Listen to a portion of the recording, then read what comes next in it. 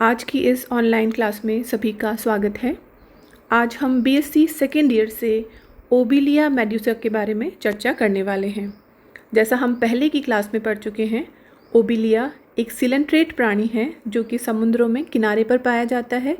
ये चट्टानों पर चिपका हुआ या पौधों पर लकड़ी के छोटे टुकड़ों पर चिपका हुआ पाया जाता है।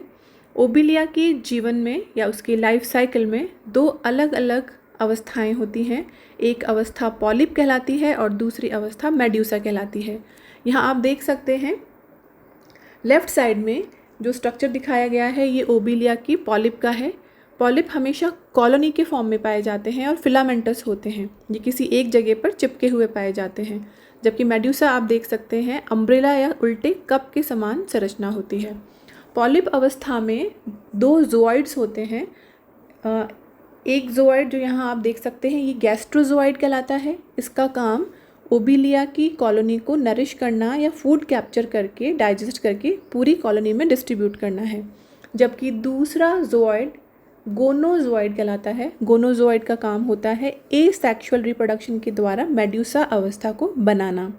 तो मेड्यूसा की अवस्था पढ़ने से पहले आप ये अपना कंसेप्ट क्लियर कर लें कि मेड्यूसा ओरिजिनेट कहाँ से हुई है, बनी कैसे है। मेड्यूसा बनती है पॉलिप अवस्था के ऊपर।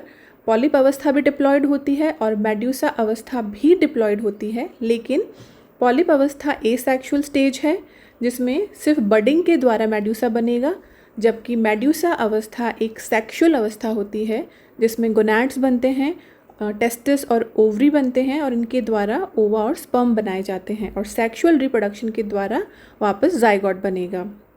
पॉलिप अवस्था हमेशा स्थानबद्ध होती है, एक स्थान पर चिपकी हुई पाई जाएगी, जबकि मेड्यूसा अवस्था इस अम्ब्रेला के समान अवस्था हमेशा स्विमिंग होती है, फ्री स्विमिंग स्टेज होती है जो समुद्रों में आराम से एक जगह से दूसरी जगह पर तैर सकती है। अब हम बात करते हैं मेड्यूसा अवस्था की संरचना के बारे में। जैसा आप देख सकते हैं मेड्यूसा एक कप के उल्टे कप के समान या एक छतरी के समान स्ट्रक्चर है। इसमें ऊपर की तरफ पाए जाने वाला सरफेस या ऊपर का जो उल्टा सरफेस है ये एक्स अम्ब्रेलर सरफेस कहलाता है। एक्स अम्ब्रेलर सरफेस के अलावा नीचे का कप के अंदर का जो भाग है वो कहलाता है सब अम्ब्रेलर सरफेस। तो this upper entire area is exumbrellar और अंदर का पूरा भाग कहलाएगा सब अम्ब्रेलर। यहाँ पर जो गोल कप के समान स्ट्रक्चर है इसकी जो मार्जिन आप देख सकते हैं, इस मार्जिन पे बहुत सारे टेंटकल्स पाए जाते हैं। जनरली जब मेड्यूसा अवस्था यंग होती है, जब बनती है, तब इसमें 16 टेंटकल्स इस तरह से इसके किनारों पर लटके हुए पाए जाते हैं। मेड्यूसा अवस्था की जो सब अम्ब्रेलर सरफेस है, नीचे की सरफेस है, उससे एक स्ट्रक्चर लटका रहता है सेंटर से जो कहलाता है इसका मैन्यूब्रियम। मैन्यूब्रियम के सेंटर में नीचे की तरफ एक क्वाड्रेंट या 4 कोनों वाला माउथ प्रेजेंट होता है, या हम कह सकते हैं कि एक ऐसा ओपनिंग है जिसमें 4 अलग अलग कोने बने हुए हैं, 4 अलग अलग एंगल्स हैं और वो स्ट्रक्चर या वो ओपनिंग माउथ कहलाता है। यहाँ हम देख सकते हैं कि जो पूरा इसका मार्जिन है, पूरी सर्कल थी मेड्यूसा अवस्था की, यहाँ पर एक तरह की रिंग पाई जाती है अंदर की तरफ। नर्व रिंग भी प्रेजेंट होगी इसमें और इसके अलावा पूरे किनारे पर एक तरह की कैनाल भी प्रेजेंट होती है जिसको हम सर्कुलर कैनाल भी कह सकते हैं।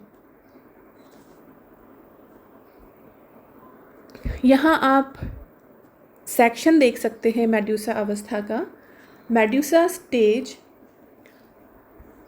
इसका जो एक्स अम्ब्रेलर सरफेस है वो ऊपर से एपिडर्मिस से कवर्ड होती है, या हम ये कह सकते हैं कि जो भी बाहर की तरफ पाए जाने वाली सतह है, चाहे आप ऊपर देखें या नीचे अंदर की तरफ देखें, ये पूरी सतह एपिडर्मिस से कवर्ड रहती है, जबकि अंदर जो भी कैनाल्स पाई जाएंगी या जो भी कैविटीज़ होंगी उन कैविटीज़ की लाइनिंग होती है गैस्ट्रोडर्मिस से। ये सेम कंडीशन पाई जाती है पॉलिप अवस्था में भी। तो मेनली ये डिप्लोब्लास्टिक होते हैं, इनमें 2 परतें पाई जाती हैं, बाहर की तरफ एपिडर्मिस और अंदर बॉडी में गैस्ट्रोडर्मिस। यहाँ हम देख सकते हैं नीचे की तरफ ये जो मैन्यूब्रियम लटका रहता है, सब अम्ब्रेलर सरफेस से नीचे की तरफ मैन्यूब्रियम हैंग हो रहा है, लटका हुआ है। इसके अंत में यहाँ किनारे पर माउथ प्रेजेंट होता है, जिसमें 4 एंगल या 4 कोने बने होते हैं। ये माउथ जब अंदर की तरफ खुलता है तो स्टमक में खुलेगा, या हम कह सकते हैं गैस्ट्रोवेस्कुलर कैविटी में खुलता है। अमाशय में खुलने के बाद माउथ चार तरफ 4 किनारों पर रेडियल कैनाल्स में खुलता है। ये रेडियल कैनाल्स 4 अलग अलग दिशाओं में जाती है और मेड्यूसा के अंत तक जाकर यह सर्कुलर कैनाल से जुड़ जाती है। हम कह सकते हैं कि सर्कुलर कैनाल्स में खुल जाती है। तो इस तरह से माउथ से आने वाला वाटर और वाटर के साथ आने वाला फूड एंटर करेगा ऊपर की तरफ। यहाँ से एंटर करने के बाद मैन्यूब्रियम में आएगा। मैन्यूब्रियम की जो कैविटी है वो गलट कहलाती है इसकी। गलट के बाद स्टमक आ जाएगा, फूड स्टमक में आता है। स्टमक से फूड रेडियल कैनाल्स में आने के बाद यहाँ सर्कुलर कैनाल में पहुँच जाएगा और उसमें जो गैस्ट्रोडर्मिस है उसकी सेल्स जो भी एंजाइम सिक्रीट करती है उससे उस फूड का डाइजेशन होगा। जो भी मेड्यूसा है, अवस्था है, वो कार्निवोर होती है और जो फूड कैप्चर किया जाता है वो टेंटकल्स की मदद से किया जाता है। टेंटकल्स के ऊपर दंश कोशिकाएं या नीडोब्लास्ट पाई जाती हैं, जो किसी भी छोटे एनिमल को एक तरह से हम कह सकते हैं कि उसको पैरालाइज कर देगी अपने स्टिंग से, और फिर वो फूड यहाँ से माउथ से अंदर ले लिया जाता है। ओबिलिया के मेड्यूसा को जब हम पढ़ते हैं तो ये मेड्यूसा अवस्था क्रिस्पी डॉट अवस्था भी कहलाती है। हम कह सकते हैं कि ये मेड्यूसा क्रिस्पी डॉट टाइप का है।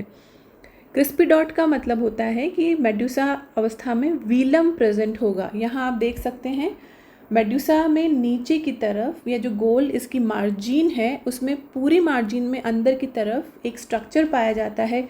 ये मेम्ब्रेनस स्ट्रक्चर या मेम्ब्रेनस रिंग पूरी मार्जिन में अंदर की तरफ सब अम्ब्रेलर साइड पे पाई जाती है। वीलम हमेशा मस्कुलर होता है और वीलम का काम होता है इस स्टेज को स्विमिंग करने में हेल्प करना। वीलम के अंदर जो मसल्स प्रेजेंट है वो कॉन्ट्रैक्ट होगी और इसको प्रोपेल करने में हेल्प करती है। साथ ही हम देख सकते हैं कि जो सब अम्ब्रेलर सरफेस है, नीचे वाला ये जो सरफेस है, यहाँ पर गोनैड्स पाए जाते हैं। गोनैड्स एपिडर्मल होते हैं और जैसे जैसे गोनैड्स बड़े होकर राइप हो जाएंगे, मैच्योर हो जाएंगे, तो ये बाहर की तरफ अपने आप बर्स्ट करते हैं और इससे ओवा और स्पर्म डिस्चार्ज कर दिए जाते हैं। मेल और फीमेल मेड्यूसा हमेशा अलग होते हैं। इसका मतलब ये है कि मेल मेड्यूसा में टेस्टिस बनेगा और स्पर्म डिस्चार्ज होंगे, जबकि फीमेल मेड्यूसा अवस्था में ओवरी बनती है और ओवरी डिस्चार्ज कर दी जाती है। इस तरह से मेड्यूसा का स्ट्रक्चर अभी हमने पढ़ा। साथ ही एक चीज़ आप और ध्यान रखें कि इस अवस्था में नर्वस सिस्टम जो है वो स्कैटर्ड नर्व नेट के फॉर्म में होता है। मतलब जो नर्व कोशिकाएं हैं इस पूरी अवस्था में अलग अलग जगह स्कैटर्ड पाई जाती है। कुछ नर्व सेल्स एपिडर्मिस में होगी और कुछ नर्व सेल्स गैस्ट्रोडर्मिस में होती हैं, और इसके अलावा यहाँ मार्जिन पर नर्व रिंग्स भी पाई जाती हैं। मेड्यूसा के टेंटकल्स जो हैं वो सॉलिड होते हैं। सॉलिड से हम ये समझ सकते हैं कि टेंटकल्स में किसी भी तरह की कैनाल नहीं है। आप यहाँ देख सकते हैं कि यहाँ कैनाल, रेडियल कैनाल यहाँ आकर ख़त्म हो गई है, लेकिन आगे टेंटकल में एंटर नहीं कर रही है। तो टेंटकल्स सॉलिड होते हैं और नंबर में 16 होते हैं, और जैसे जैसे मेड्यूसा अवस्था मैच्योर होती जाती है तो टेंटकल्स की संख्या बढ़ सकती है। इसके अलावा जो भी टेंटकल्स हैं उनके बेस पर कई बार स्टैटोसिस्ट पाई जाती हैं, या हम कह सकते हैं कि अलग अलग 8 जगह पर स्टैटोसिस्ट पाई जाती है मेड्यूसा अवस्था में।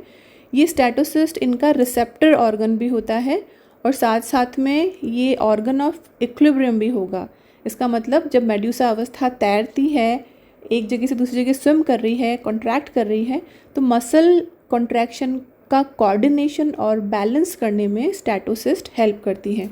और ये स्टैटोसिस्ट हमेशा टेंटकल्स के बेस पर पाई जाती है, लेकिन केवल 8 टेंटकल्स के बेस पर ही पाई जाएगी। मेड्यूसा में केवल 8 स्टैटोसिस्ट ही पाई जाएगी, जो कि जनरली एड रेडियल होती है। मतलब जो एड रेडियस पोजीशन है उस जगह पर पाई जाएंगी।